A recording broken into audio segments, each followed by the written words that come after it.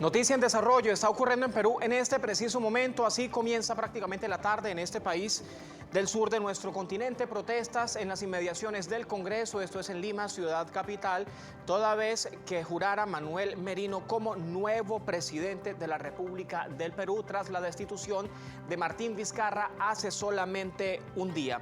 Así están las cosas, principales calles de las inmediaciones al Congreso peruano. La zona está completamente militarizada, se registran incluso movilizaciones convocatorias desde la noche anterior. Esto es noticia a lo largo de esta jornada. Buenas tardes, bienvenidos. Esto es Noticias Globovisión Internacionales. Así comenzamos.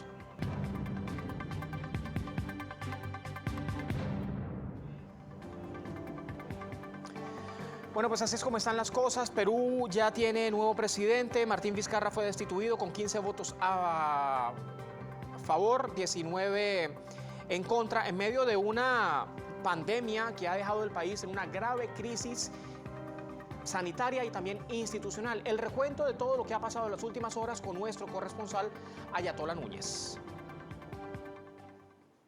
La cuarta vacancia presidencial del periodo 2016-2021 se consumó la noche de este lunes. Como se recordará, el Congreso disuelto sometió 2 veces a este proceso al mandatario Pedro Pablo Kuczynski, que finalmente dimitió, y un nuevo parlamento también intentó despojar de su cargo a Martín Vizcarra, lo cual logró con 115 votos a favor. En su derecho a la defensa, el aún mandatario dijo a los legisladores que ninguna de las acusaciones había sido confirmada. Aquí se inició un proceso de vacancia sin investigar ni contrastar absolutamente nada, solo con la versión de aspirantes a colaboradores eficaces. Repito, de aspirantes a colaboradores eficaces, cuyos dichos no han sido corroborados por nadie.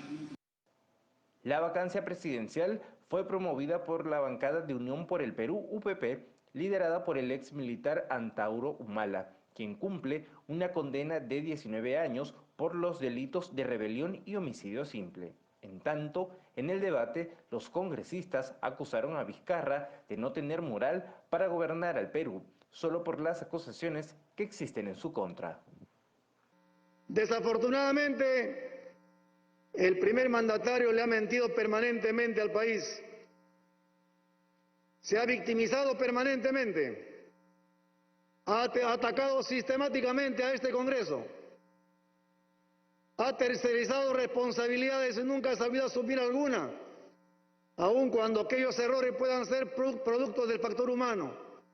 Somos testigos cómo el primer mandatario ha perdido la credibilidad, la confianza y sobre todo la moralidad para gobernar y ser ejemplo en el país. Como Fuerza Popular, señor presidente, nosotros no compartimos la visión política de quienes han promovido esta vacancia. Y si tienen algún fin detrás de ese pedido, no lo sabemos y no lo voy a entrar a discutir ahora. Pero lo que sí nos queda claro como Fuerza Popular es que esta situación es sumamente grave y delicada para el país, señor presidente. Al final de la sesión, que duró 4 horas, solo 19 congresistas votaron en contra y 4 se abstuvieron. A las 9 de la noche, el mandatario se dirigió por última vez al país y dijo que respetaba la decisión del Congreso. No voy a tomar ninguna acción legal.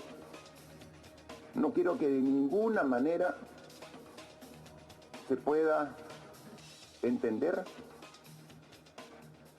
que mi espíritu de servicio al pueblo haya sido tan solo una voluntad de ejercer el poder.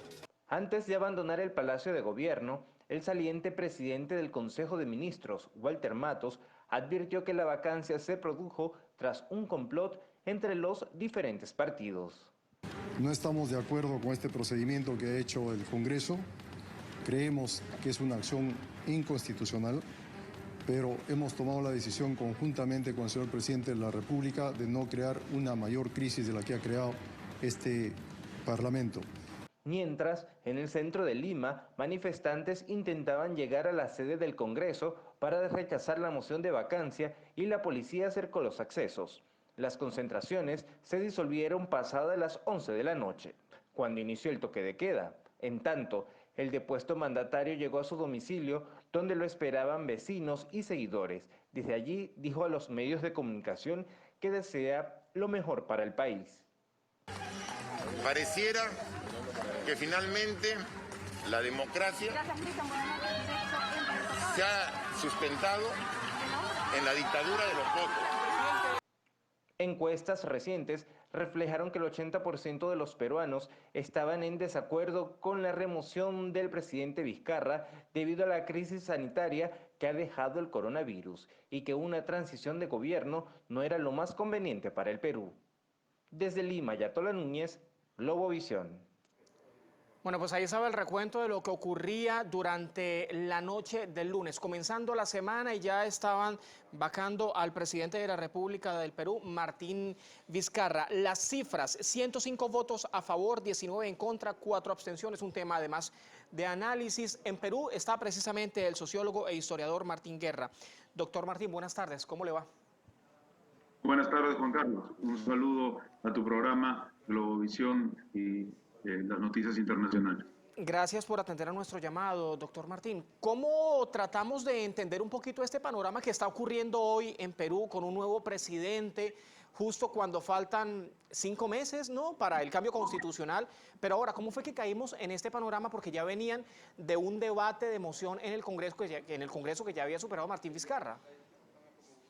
Bueno, en realidad, desde que asumió el presidente Pedro Pablo Kuczynski en 2016, las pugnas al interior de la derecha se han dado constantemente, ¿no? Lo que ha significado la renuncia de Kuczynski ante la amenaza de vacancia por corrupción, luego el cierre del Congreso por el presidente siguiente, que fue Martín Vizcarra, y las elecciones para un nuevo Congreso, y entonces esas pugnas se han ido mutando, ¿no? En realidad refleja, Juan Carlos, dos sectores de la derecha en el Perú. Uno, que es la vieja oligarquía, ¿no?, que está asociada a la gran industria, al poder transnacional, y una nueva burguesía, llamémosle, que es la burguesía provinciana, que está asociada, por ejemplo, a las universidades privadas, a la agroindustria, a la agroexportación, etcétera, y que quieren repartirse el pastel del erario nacional y de los recursos naturales.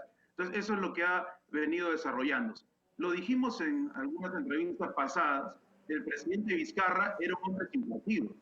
Entonces, al no tener partido y salir de la nada en política prácticamente, el presidente Vizcarra trató de equilibrar, dándoles los beneficios de la reactivación económica en pandemia tradicional y concediendo algunas cosas a la clase media. Entonces, no podía estar permanentemente sirviendo a dos amos, y eso generó una desestabilización nueva en los poderes del Estado, y lo que ha pasado ha sido un reacomodo de las fuerzas políticas, y lo que está en juego es el presupuesto para los partidos políticos, que se están peleando al interior de los partidos por ese presupuesto, las licencias a las universidades privadas, que sirven, entre otras cosas, para lavar dólares, entre otros negocios, y también los fondos del país para la reactivación supuesta económica, ¿no? Entonces, eso ha significado que muchos de los que dijeron que no iban a votar por la vacancia, de la noche a la mañana votaran por la vacancia. Solo 19 en contra y 4 abstenciones. Es ridículo si comparamos con lo que se decía 2 días antes, un día antes. Entonces, lo que se ha conseguido desde la correlación de fuerzas del Congreso es un nuevo sector que se aupa en el poder de las economías del Perú para gozar de estos privilegios. Pero creemos que la pugna entre las derechas han llegado a un acuerdo, una tregua temporal. ¿Por qué? Desde que el presidente sale y asume la vacancia y dice que no va a hacer ningún trámite legal, en realidad no puede hacerlo ya, porque ya salió el gremio de los empresarios, la CONFIEP, inmediatamente se da la vacancia a validar de hecho, de facto, la elección de la vacancia de Vizcarra y la futura juramentación de Merino, que ya se concretó hoy día. ¿Y qué papel precisamente aquí, han validado también el proceso? Doctor Martín, sí, quiero precisamente preguntarle por el papel de Merino. Entonces, ¿a qué obedece este papel de Merino? ¿Puede ser también una jugada estratégica y que él esté siendo utilizado por las clases políticas, ¿no?, las ahora que están dominando, ¿no?, de alguna u otra forma, o ya eran ansias de poder que venía de parte de Merino? Yo creo que Merino representa un partido tradicional en el Perú, un partido de las oligarquías, que han tenido 3 gobiernos, 2 gobiernos del presidente Fernando Belaúnde, ya fallecido, del 63 al 68, a quien Velasco, el presidente nacionalista, le da un golpe de Estado por la situación terrible de entrega del Perú al capital transnacional, y otro gobierno del 80 al 85 que dejó el país endeudado y destrozado. Luego de la dictadura de Fujimori, en un proceso similar a este, se vaca Fujimori y asume Valentín Paniagua, en un gobierno de transición del 2000 al 2001. Esta es la 4ª vez que gobierna Acción Popular. Merino es de Acción Popular. No sale en realidad de la nada. Acción Popular era un partido ya casi fallecido, Juan Carlos. Lo que hizo Vizcarra, no tener partido, es darle alas, resucitarlo, y esa resurrección terminó un sector de Acción Popular traicionando al mismo Vizcarra y aupándose ahora en el poder. En realidad son 2 sectores de la derecha, Juan Carlos. El pueblo no debe estar alegre ni porque se quedara Vizcarra, ni porque vacaran a Vizcarra. El pueblo debe estar alegre porque se están generando espacios contra el neoliberalismo. No por la presidencia de Merino, sino porque la población ha estado presionando. Esta crisis permanente del 2016 al 2020 es porque hay pueblo en las calles, si bien es cierto, no masivamente y no generalmente, pero sí en demandas específicas y fuertes en las comunidades, en los barrios y en los sindicatos. Y precisamente por esa misma... popular cada día es más vigente. Precisamente por esa misma exigencia de la población, por esa misma exigencia de los peruanos, quiero continuar el análisis, pero luego de la pausa, doctor Martín. Vamos a la pausa, esto es Noticias Globovisión Internacionales. Estamos tratando de entender un poco el panorama de qué es lo que está ocurriendo en la República del Perú. Un nuevo gobierno, 2 años y 8 meses de Martín Vizcarra en la presidencia, y hace solamente un día lo destituyeron. Pausa y ya venimos.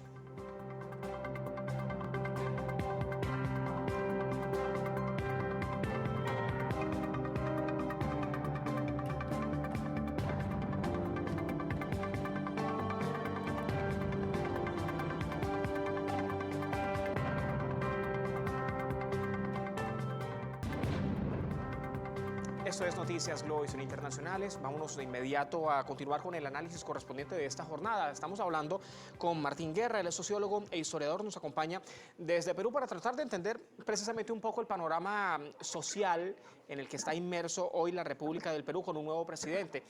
Doctor Martín, antes de la pausa le preguntaba precisamente por esas exigencias, ¿no?, de la población que dicen estar inconformes con los diferentes gobiernos que han pasado a lo largo de todos estos años. Ahora la vacancia de hace un día deja más inconformidades, deja más exigencias. ¿Qué dice, qué se expresa en las poblaciones que están en las calles?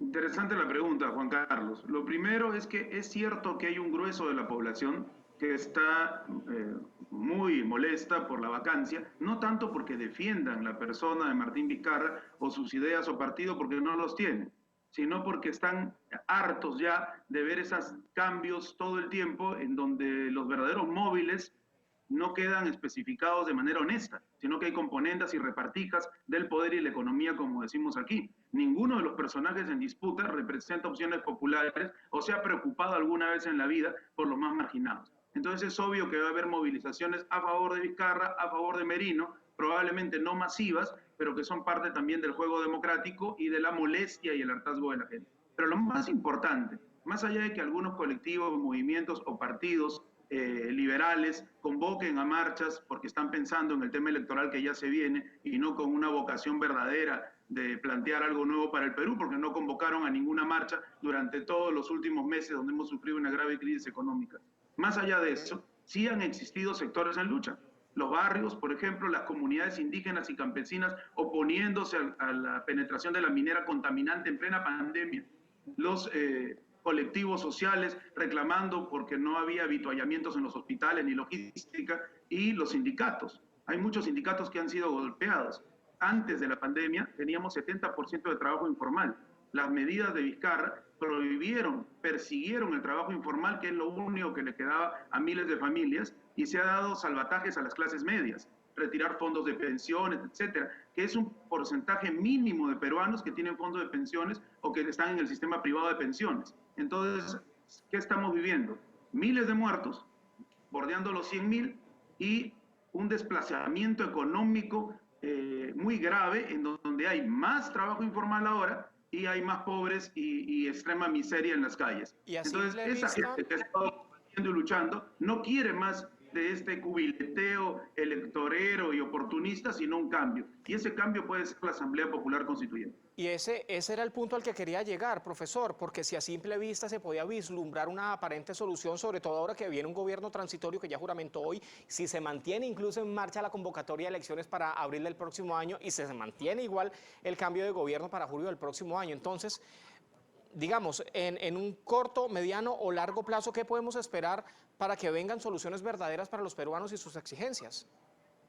Yo creo que con 3 presidentes que van a gobernar en el periodo que va de 2016 al 2021 y que 2 de ellos han sido vacados por corrupción y ahora tenemos a un señor que tiene demasiados juicios éticos pendientes, no es tampoco un ángel que salga del firmamento, quiere decir que ha habido una presión popular. Cuando las oligarquías estallan en crisis, no es porque en realidad el pueblo esté callado o mudo, que los medios de comunicación de la derecha no cubra las movilizaciones populares que se han dado desde el 2016 a la fecha, no quiere decir que no existan. Y las movilizaciones y las muestras impresionantes de fraternidad y solidaridad populares durante la pandemia también se han dado. Entonces, sí se va a mantener el calendario electoral y yo creo que Merino no podría intentar un golpe cívico-militar, además porque la correlación de fuerzas no lo amerita y además porque no podría sustentarse más del breve tiempo que tiene. Pero todo puede ocurrir en el Perú. Yo creo que la opción, la salida popular, está en continuar luchando por nuestras demandas y plantear aquello que hace poco parecía un sueño en Chile, la Asamblea Popular Constituyente. Hace 3 años, cuando la agitábamos un sector, muy pocas personas del pueblo la entendían, no porque no la comprendan, sino porque no la sentían como una demanda propia. Estaban muy preocupados por sobrevivir el día, la terrible miseria y pobreza que se vive en el país. Ahora el mismo pueblo está planteando, ya se han hecho encuestas, un cambio constitucional, porque el pueblo entiende, comprende mejor que muchos intelectuales, por la lucha diaria a que se ven enfrentados, que un cambio de las reglas del neoliberalismo ya viene siendo hora que se dé. Es necesario agitar la Asamblea Popular Constituyente y le ponemos ese nombre, Popular Constituyente, porque no queremos una asamblea que emerja desde arriba. Puede pasar lo mismo de siempre. Necesitamos participación del pueblo y verdadera representatividad en una discusión sobre las nuevas reglas del juego. Mientras tanto, a seguir organizándonos y seguir reclamando con fuerza. Y estamos entonces atentos a ver qué pasa con Perú, con el gobierno y con las exigencias de la población, partiendo de esta jornada que tiene nuevo gobierno Perú hasta los próximos meses para ver si se dan o no esas elecciones. Martín, muchas gracias. Gracias, solo decirte que felicito la opción de poder decir estas cosas abiertamente en nuestro país. El 99% de los medios de comunicación están concentrados en 2 familias y la realidad no se transmite y además utilizan los medios para lavar cerebros. Entonces, estos programas como el tuyo permiten el pensamiento crítico. Bienvenidas entonces esas denuncias, Martín. Gracias a usted por acompañarnos, por ayudarnos a entender un poco el panorama. Así hacemos la pausa, segunda en esta edición de Noticias Nuevos Internacionales. Muy breve, ya venimos.